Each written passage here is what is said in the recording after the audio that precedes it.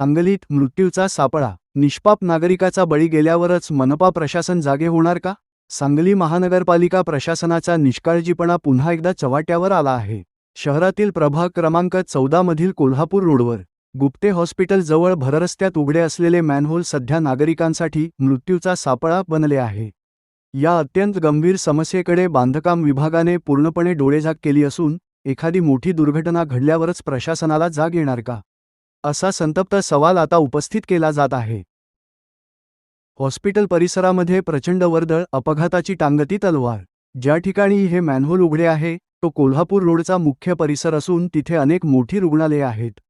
त्यामुळे दिवस रात्र येथे रुग्ण, त्यांचे नातेवाईक आणि पादचाऱ्यांची मोठी वर्दळ असते.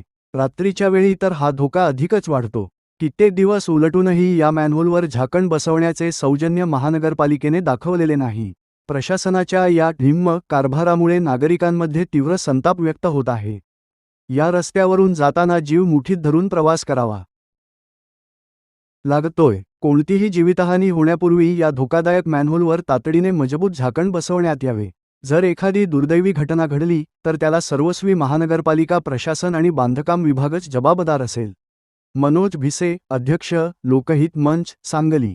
महानगरपालिका प्रशासन यावर तातडीने कारवाई करणार की नेहमीप्रमाणे दुर्घटना घडण्याची वाट पाहणार, याकडे आता सांगलीकरांचे लक्ष लागले आहे.